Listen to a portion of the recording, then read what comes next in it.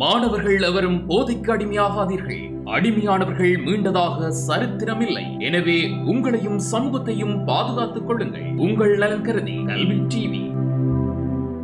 அனைத்து மாணவர்களுக்கும் காலை வணக்கங்கள். தரம் 11 பாடப்பிறப்பினை அவதானித்துக் கொண்டு வருகின்ற அந்த வரிசையில தத்தை வீடு தூதென்று சொல்லப்படுகின்ற பிரதானமான செய்யுட்பகுதியை அடிப்படையாக கொண்டு வரக்கூடிய பாடல் பகுதியை அவதானித்துக் கொண்டு வருகின்றோம். அந்த வரிசையில இறுதி வகுப்பில தத்தை வீடு தூதினுடைய முதலாவது பாடலை பற்றிய விடயம் விளங்கப்படுத்தப்பட்டுள்ளது. தேனோங்கு பூம்பொதும்பர் செறிந்து பசுந்தலை பரப்பி வானோங்கு தேமாவில் வாழும் இளம் பங்கிளியே மானேங்கு மைவிழி என் வஞ்சி இடை பைந்தொடிபால் நான் இங்கு புகழுமொழி நற்கிளியே கூறாயே நங்கை அவள் பால் சென்று நலம் பெற நீ கூறாய் என்று சொல்லப்படுகின்ற கிளி வாழ்கின்ற சூழல் அமைவை பற்றிய கருத்தும் காதலினுடைய அழகின் சிறப்பினை குறிப்பிடுகின்ற அந்த பாடலாக முதலாவது பாடல் அமைகிறது. கிளி வாழ்கின்ற சூழல் அமைவு பற்றிய கருத்து அங்கே விளங்கப்படுத்தப்படுகிறது. தேனோங்கு பூம்பொதும்பர் செறிந்து பசுந்தலை பரப்பி வானோங்கு தேமாவில் வாழுமிளம் பைங்கிளியே மானேங்கு மைவிழி என் வஞ்சி இடை பைந்தொடிபால் நான் இங்கு புகழுமொழி நற்கிளியே கூறாயே நங்கை அவள் பால் சென்று நலம் பெற நீ கூறாய். தேன் ஓங்கண்டா தேன் சிந்துகின்ற, தேன் ஓங்கு என்பது என்ன குறிக்கண்டா தேன் சிந்துகின்ற, பூம்பொதும்பரண்டா பூக்களை உடைய சோலை, பொதும்பரண்டா சோலை என்பதை குறிக்குது. அதான் தேன் சிந்துகின்ற அந்த பூக்களை உடைய சோலையில் செறிந்தண்டா செறிவான, பசுந்தலையண்டா பசுமையான, இங்க என்னத்தை குறிக்குதுண்டா கிளைகளை பரப்பி, பசுமையான அந்த கிளைகளை பரப்பி. தேனோங்கண்டா தேன் சிந்துகின்ற, பூம்பொதும்பரண்டா பூக்களை உடைய அந்த சோலையில் செறிந்து அண்டா குறிச்சு வச்சிருக்க வேணும். செறிந்து அண்டா செறிவான, பசுந்தலையண்டா பசுமையான கிளைகளை பரப்பி, பசுமையான அந்த கிளைகளை பரப்பி. வானோங்குமண்டால் ஆகாயத்தை தொடுகின்ற அளவிற்கு, அதான் வானோங்குமண்டதை குறிக்குது. ஆகாயத்தை தொடுகின்ற அளவிற்கு வான் ஓங்கண்டா ஆகாயத்தை தொடுகிற அளவிற்கு உயரமாக வளர்ந்து, தேமாவண்டா தேன் போன்ற அந்த மாம் கனிகளை தருகிற மாமரத்திலே, தேன் போன்ற அந்த மாங்கனிகளை தருகின்ற மாமரத்திலே வாழுமண்டா வாழுகின்ற, இளம் பைங்கிளியண்டா இளமையான பச்சை கிளியே, இளமையான பச்சை கிளியே. மானேங்கண்டா மான் ஏங்குகின்ற, மை விழியண்டா மைதீட்டப்பட்ட கண்களும், மானேங்குகின்ற மைதீட்டப்பட்ட கண்களும். என் வஞ்சி இடையண்டா எனது வஞ்சி கொடி போன்ற இடையினையும், வஞ்சி இடையண்டா வஞ்சி கொடி போன்ற இடையினையும், வஞ்சி கொடி போன்ற இடையினையும், வஞ்சி கொடி போன்ற இடையினையும். பைந்தொடி வாழண்டால் பசுமையான வளையல்களையும் அணிந்த, பசுமையான வளையல்களையும் அணிந்த எனது காதலியிடத்து, எனது காதலியிடத்து, பசுமையான வளையல்களை அணிந்த எனது காதலி இடத்து. நான் இங்கண்டா நான் இவ்விடத்தில், புகழுமொழியண்டா கூறுகின்ற அந்த வார்த்தையை, நற்கிளியேண்டா நல்ல கிளியே கூறாயோண்டா கூறமாட்டாயோ. நங்கை அவளண்டா பெண் அவளிடம் சென்று, நங்கை அவளண்டா பெண் அவளிடத்து, பால் சென்றண்டா சென்று என்பதை குறிக்கிறது. நலம் பெறவண்டா நன்மை பெற, நலம் பெறவண்டா என்னதை குறிக்குதண்டா நன்மை பெற. நீ கூறாயண்டா நீ கூற மாட்டாயோ. அதாவது மான் ஏங்குகின்ற அந்த மைதிட்டப்பட்ட கண்களை உடையவளும் வஞ்சி கொடி போன்ற இடையழகினை உடையவளும் ஆகிய காதலிடத்து நான் இவ்விடத்தில் கூறுகின்ற அந்த வார்த்தையை நல்ல கிளியே நீ போய் கூற மாட்டாயோ. பெண் அவளிடத்து சென்று நன்மை பெறுமாறு நீ கூற மாட்டாயோ. பெண் அவளிடத்து சென்று நன்மை பெறுமாறு நீ இந்த விடயத்தை கூற மாட்டாயோ. இவ்வாறுதான் இந்த பாடல்ல சொல்லப்பட்டிருக்கிறது. அந்த கிளி வாழ்கின்ற சூழல் அமைவு பற்றி குறிப்பிடப்படுவதுடன் அதேவேளை முக்கியமானது சொல்லப்படுகிறது என்னவா இருக்க வேண்டால் அந்த காதலியினுடைய அழகை பற்றிய விடயமும் இந்த பாடலில் தெளிவுபடுத்தப்படுகிறது. எழுதிக் கொள்ளுங்கள். முதலாவது பாடல் என்ற பொருள் தேன் சிந்துகின்ற பூக்களை உடைய சோலையில், தேன் சிந்துகின்ற பூக்களை உடைய சோலையில் செறிந்தண்டா செறிவான பசுமையான கிளைகளை பரப்பி, பசுமையான கிளைகளை பரப்பி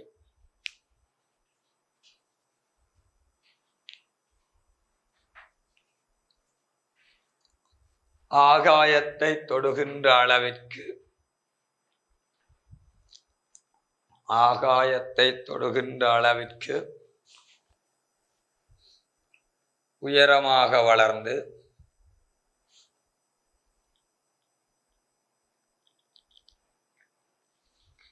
தேன் போன்ற மாங்கனிகளை தருகின்ற, தேன் போன்ற மாங்கனிகளை தருகின்ற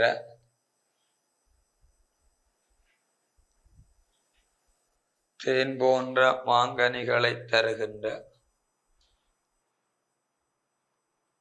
மாமரத்திலே வாழுகின்ற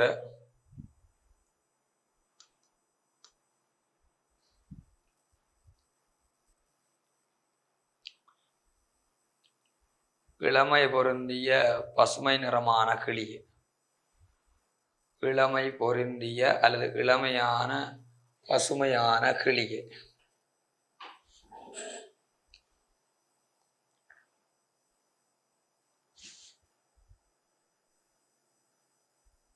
மான் ஏங்குகின்ற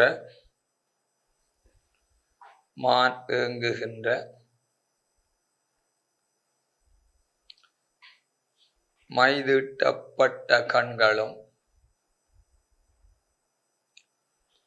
மான் ஏங்குகின்ற மைதீட்டப்பட்ட கண்களும்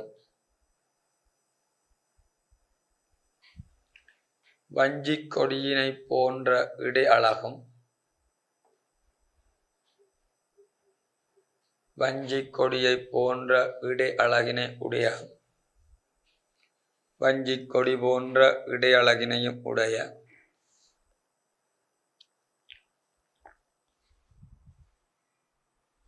காதலியிடத்து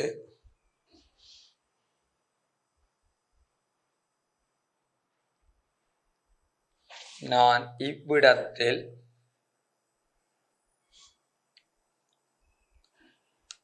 கூறுகின்ற வார்த்தையை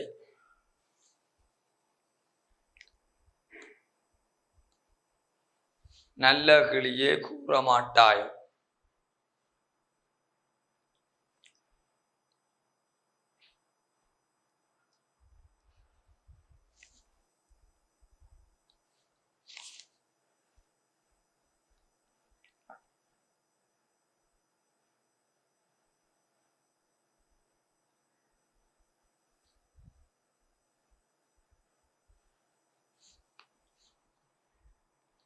பெண் அவளிடத்து சென்று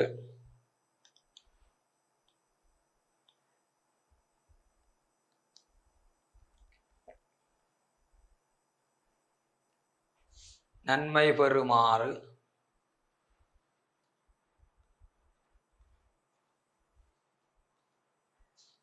நீ கூற மாட்டாயோ?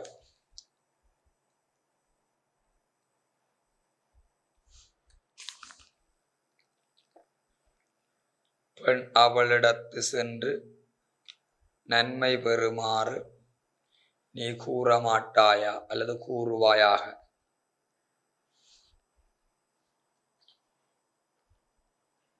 கீழே சிறு வினாக்கள். முதலாவது கேள்வி, இப்பாடலில் கிளி வாழ்கின்ற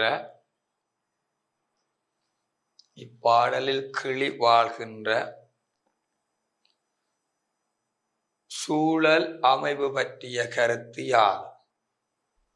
கிளி வாழ்கின்ற சூழல் அமைவு பற்றிய கருத்து யாதென்றால், முதல் 2 வரிகளிலும் கிளி வாழ்கின்ற சூழல் அமைவு பற்றி சொல்லப்படுகிறது. அதாவது தேன் சிந்துகின்ற அந்த பூக்களை உடைய அந்த சோலையில் செறிவான பசுமையான கிளைகளை பரப்பி ஆகாயத்தை தொடுகின்ற அளவிற்கு தேன் போன்ற உயரமாக வளர்ந்து தேன் போன்ற இனிய கனிகளை தருகின்ற அந்த மாமரத்திலே வாழுகின்ற கிளி என சொல்லப்படுகிறது. அதாவது தேன் சிந்துகின்ற அந்த பூக்களை உடைய சோலையில் செறிவான பசுமையான கிளைகளை பரப்பி ஆகாயத்தை தொடுகின்ற அளவிற்கு தேன் போன்ற இனிய கனிகளை தருகின்ற மாமரத்திலே வாழுகின்ற இளமையான பசுமை பச்சை நிறமுடைய கிளி என்று குறிப்பிடப்படுகின்றது. எழுதிக் கொள்ளுங்கள். வடிவ தேன் சிந்துகின்ற பூக்களை உடைய சோலையிலே, தேன் சிந்துகின்ற பூக்களை உடைய சோலையிலே செறிவான பசுமையான கிளைகளை பரப்பி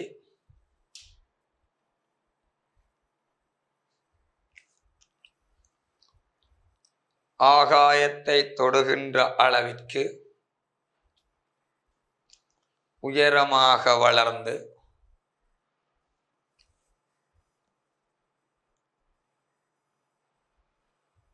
தேன் போன்ற இனிய மாங்கனிகளை தருகின்ற மாமரத்திலே வாழுகின்ற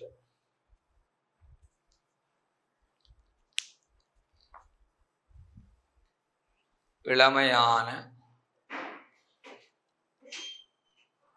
பசுமை நிறம் உடைய கிளி.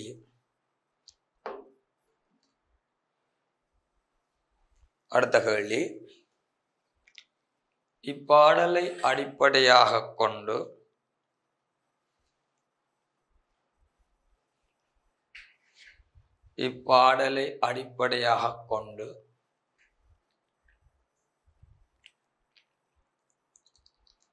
காதலினுடைய அழகின் சிறப்புகளை தருக.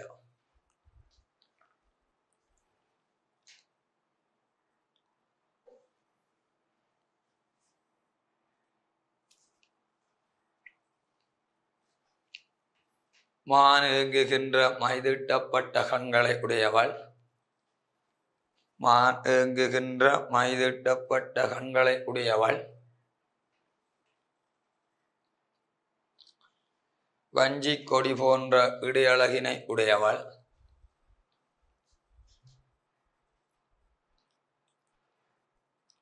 பசுமையான வளையல்களை அணிந்தவள்.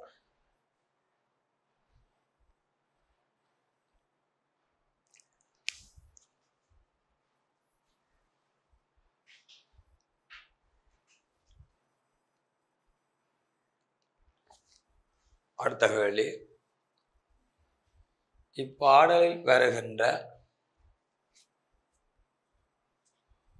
உவமை அணிச்சிறப்பை குறிப்பிட்டு விளக்குக.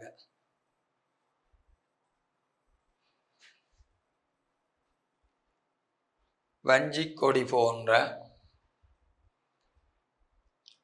இடையழகினை உடைய காதலி என்று குறிப்பிடப்படுகின்றது.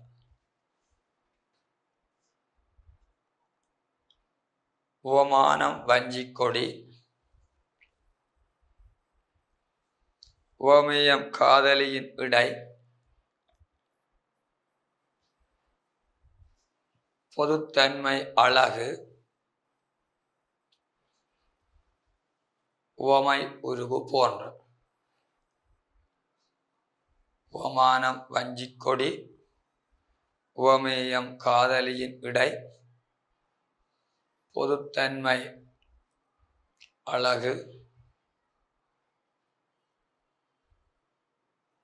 உவமை உருவு போன்ற.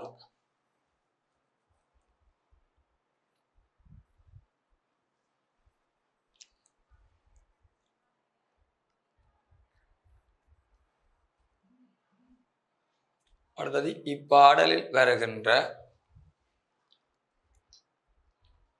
உயர்வு நவிசி அணியினை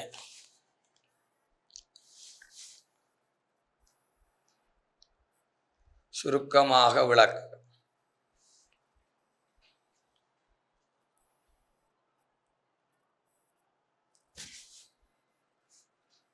ஒன்று, மாமரம் ஆனது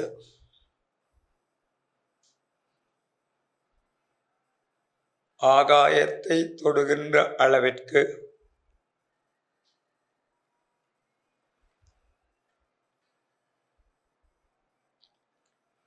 ஆகாயத்தை தொடுகின்ற அளவிற்கு உயரமாக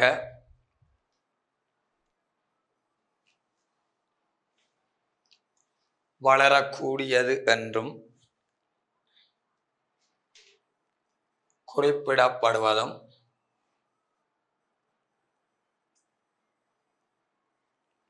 அது மாத்திரம் அல்லாது கலைமானே ஏங்குகின்ற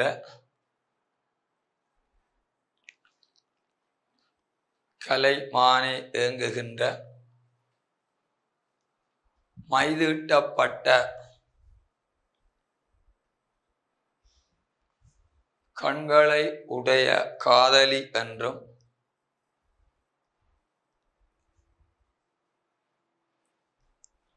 குறிப்பிடப்படுவதும்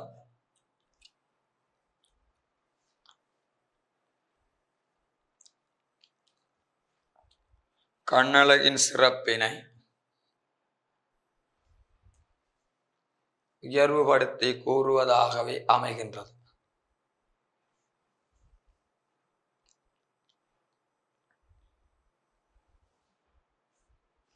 கண் அழகின் சிறப்பினை உயர்வுபடுத்தி கூறுவதாகவே அமைந்து உள்ளது.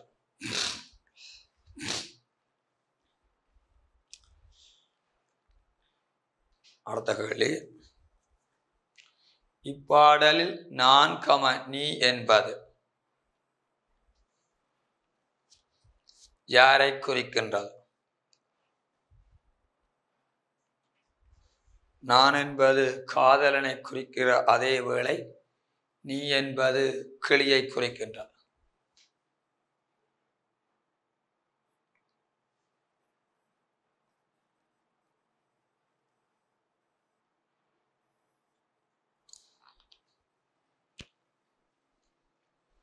பைந்தொடி என்ற சொல்லை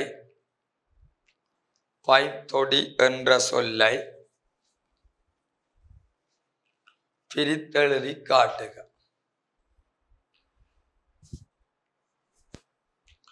பசுமை சகதொடிதான் பைந்தொடி.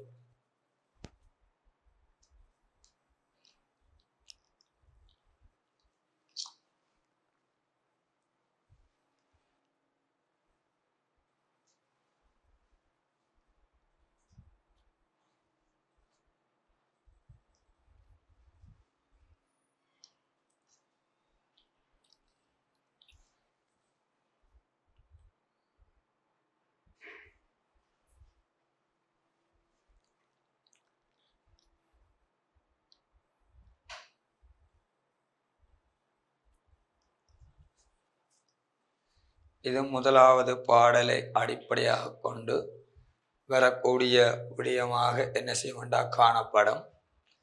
தேனோங்கு பூம்பதும்பர் செறிந்து பசுந்தலை பரப்பி வானோங்கு தேமாவில் வாழும் இளம் பைங்கிளியே மானேங்கு மைவிழி என் வஞ்சி இடை பைந்தொடிவால் நான் இங்கு புகழுமொழி நற்கிளியே கூறாயே நங்கை அவள் பால் சென்று நலம் பெற நீ கூறாயே என்று இதில் என்ன செய்யறால் குறிப்பிடப்படுகின்றது.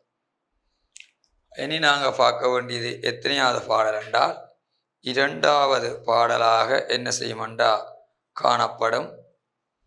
செங்கமல வாழ்வெளியால் சேர்க்க கருதும் உவன் மங்கை தனக்கேற்ற மணவாளனோ புகழாய் நங்கை நிலைக்கேற்ப நடக்க வலனோ புவியில் கொங்கு மலர் மாலை குரங்கிற்களிப்பாரோ கோதையிடம் இம்மாற்றம் கூறுதியாய் பங்கிளியே. இது எத்தனையாவது பாடல் என்றால் இரண்டாவது பாடல். இந்த இரண்டாவது பாடலையும் நாங்கள் என்ன செய்கிறோம் என்றால் அவதானித்து கொள்ள வேண்டும். செங்கமல வாழ்வெளியால் சேர்க்க கருதும் உவன் மங்கை தனக்கேற்ற மணவாளனோ புகழ்வாய் நங்கை நிலைக்கேற்ப நடக்க வலனோ புவியில் கொங்கு மலர் மாலை குரங்கிற்களிப்பாரோ கோதையிடம் இம்மாற்றம் கூறுதியாய் பங்கிளியே என்று சொல்லப்படுகின்ற இரண்டாவது செய்யும். கொள்ளுங்கள். அறிமுகம் உண்டு. பாடல் 2 அறிமுகம். இப்பாடலில்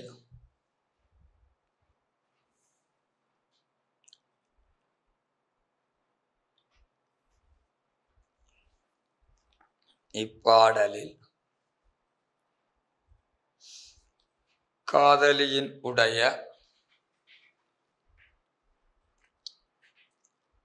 அழகு தன்மை பற்றி குறிப்பிடப்படும் அதே வேளை அழகுத்தன்மை பற்றி குறிப்பிடப்படும் அதே வேளை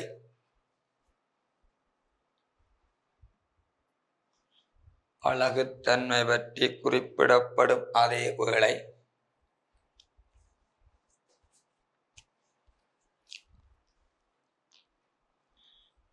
காதலனின்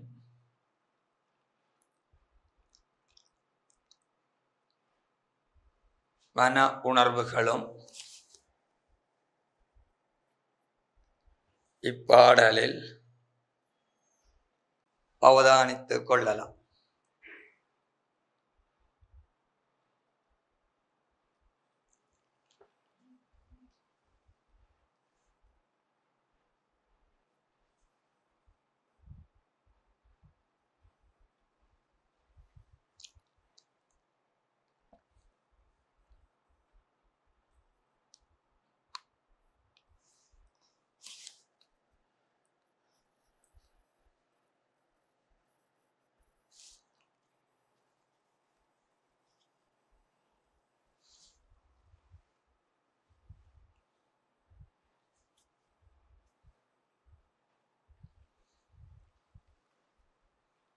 பாடல் எழுதணும். செங்கமலம் வாழ்வெளியால் சேர்க்க கருதும் உவன் மங்கை தனக்கேற்ற மணவாளனோ புகழ்வார்.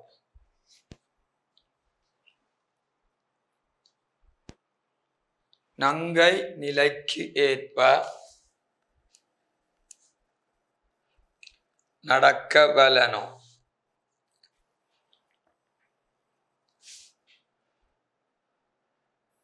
புவியில் கொங்கு மலர் மாலை குரங்கிற்களிப்பாரோ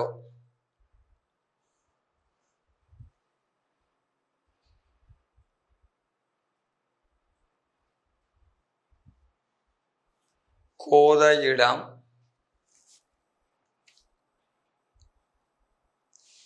இம்மாற்றம் கூறுதியாய் பைங்கிளிய.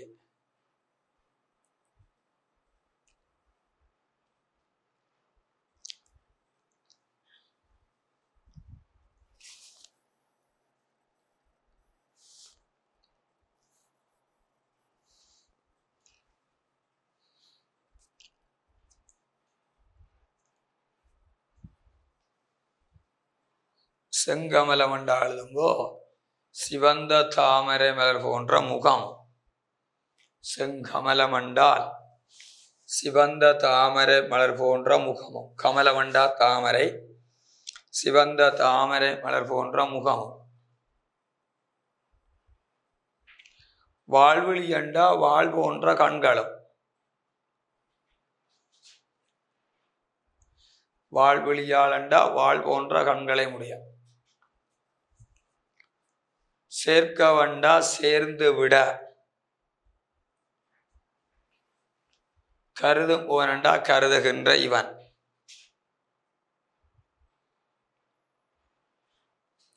மங்கையண்டா பெண்ணின். தனக்கு ஏற்றவண்டா தனக்கு ஏற்ற. மணவாளனோண்டா மாப்பிளையோ என்பதை கூறுவாய் ஆக.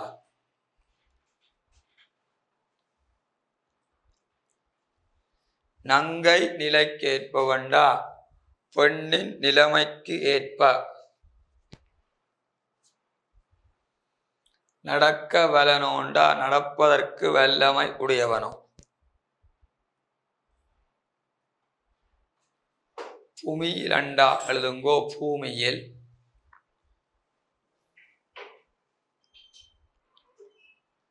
கொங்கு மலர் மாலை அண்டா தேன் சிந்துகின்ற மலர் மாலையை. குரங்கிற்கண்டா குரங்கிடத்து கொடுப்பார்களோ. குரங்கிடத்து கொடுப்பார்களோ.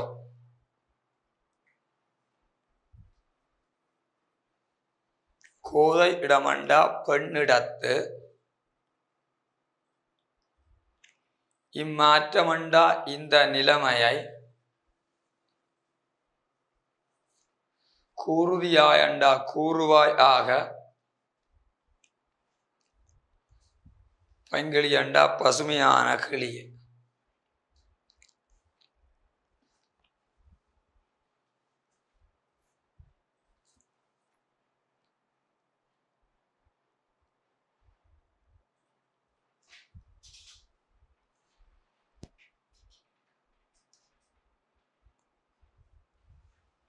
சிவந்த தாமரை மலர் போன்ற முகமும் வாழ் போன்ற வெளிகளையுடைய காதலியோடு சேர்ந்துவிட கருதுகின்ற இவன் பெண் தனக்கு ஏற்ற மாப்பிள்ளையோ என்பதை கூறுவாய் ஆக. பெண்ணின் நிலைமைக்கு ஏற்ப நடக்கக்கூடிய வல்லமை உடையவனும். பூமியில் தேன் சிந்துகின்ற மலர் மாலையை குரங்கிடத்து யாராவது கொடுத்து மகிழ்ச்சிப்படுத்துவார்களோ. குரங்கிடத்திடம் கொடுத்து யாராவது மகிழ்ச்சிப்படுத்துவார்களோ.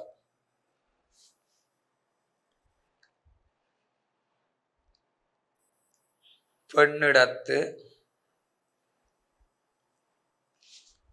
இந்த மாற்றத்தை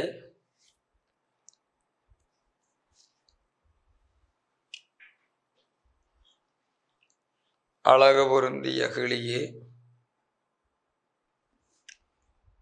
கூறுவாயாக. அல்ல பசுமையான கிளியே கூறுவாயாக.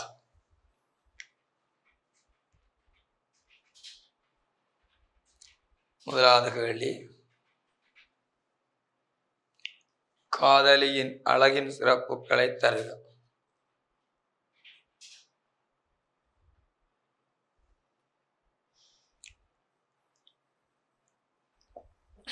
ஒன்று சிவந்த தாமரை மலர் போன்ற முகலகை உடையவள். இரண்டாவது வாள் போன்ற விழிகளை உடையவள்.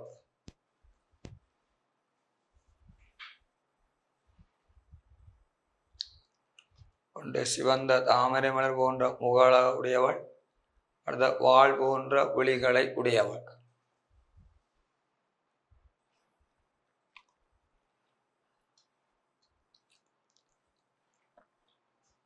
அடுத்த கேள்வி, இப்பாடலிலே வருகின்ற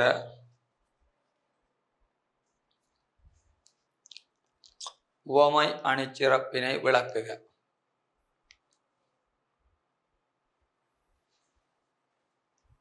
தாமரை மலர் போன்ற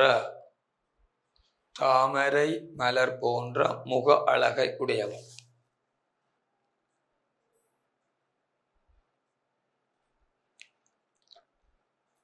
உவமானம் தாமரை மலர், உவமேயம் காதலியின் முகம்,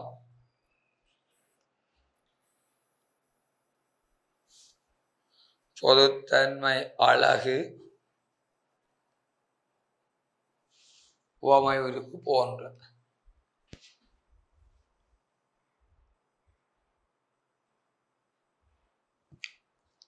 இரண்டாவது வாள் போன்ற விழிகளை உடையவள்.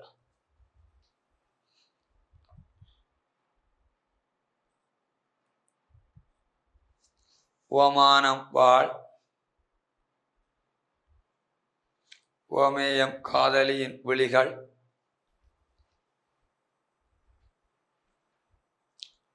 பொதுத்தன்மை அழகு, உவமை உருவு போன்ற.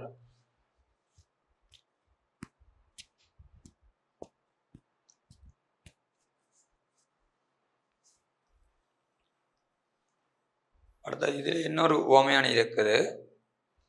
இந்த பெண்ணுக்கு பொருத்தமற்றவரை திருமணம் செய்து வைப்பதை இதில் வார பாடலாசிரியர் சொல்லுகிறார். தேன் சிந்துகின்ற அந்த மலர் மாலையை குரங்கின் கைகளில் கொடுப்பதை போன்றது என்று என்ன செய்யறா குறிப்பிடப்படுவதை அவதானிக்கலாம்.